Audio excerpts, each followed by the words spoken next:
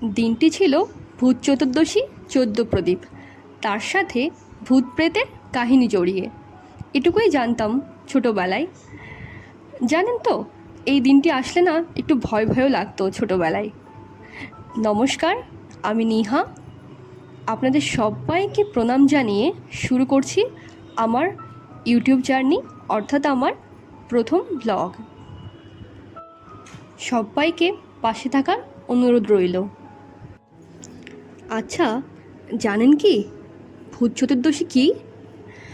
আচ্ছা চলুন, একটু বড় হওয়ার পর বড়দের কাছ থেকে এবং বিভিন্ন আর্টিকেল পড়ে যা জেনেছি তাই আপনাদের সাথে একটু শেয়ার করি। জানি আপনারা সবাই কম বেশি জানেন।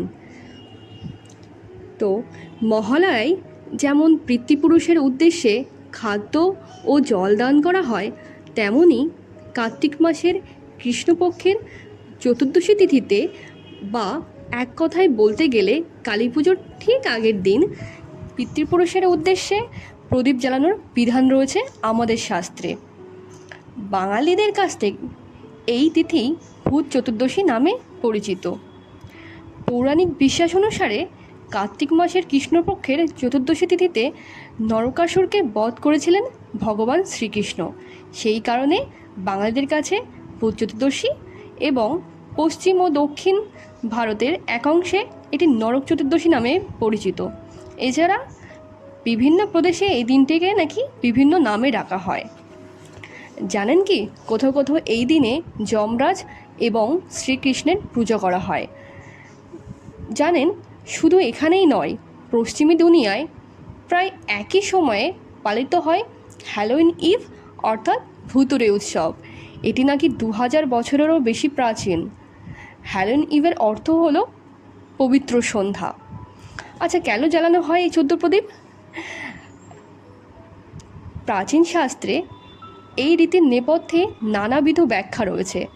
যেমন একটি হলো 14 জন প্রেত অনুচরকে সঙ্গী করে দেবী চামুণ্ডা এই চতুর্দশী তিথিতে অশুভ শক্তির বিনাশ করেন।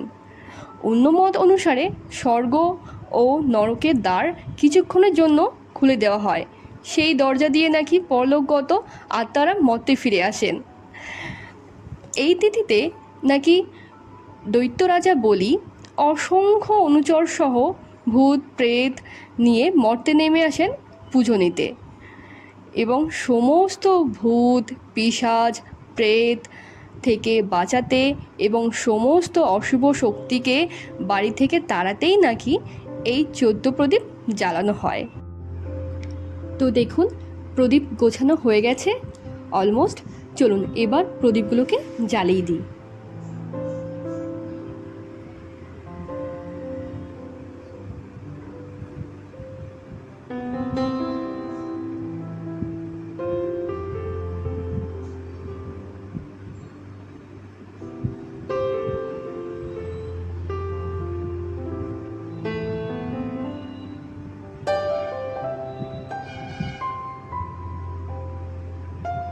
প্রদীপ জ্বালানো হয়ে গেছে, এগুলোকে এবার সাজিয়ে দিই। চলুন।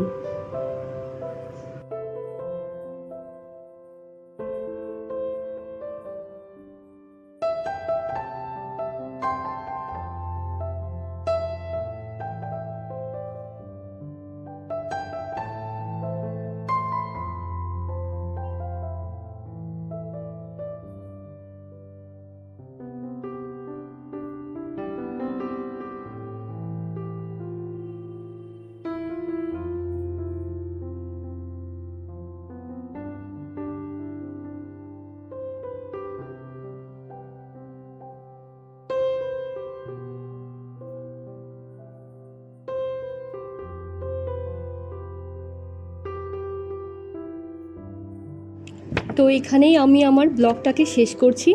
সবাই ভালো থাকবেন, সুস্থ থাকবেন।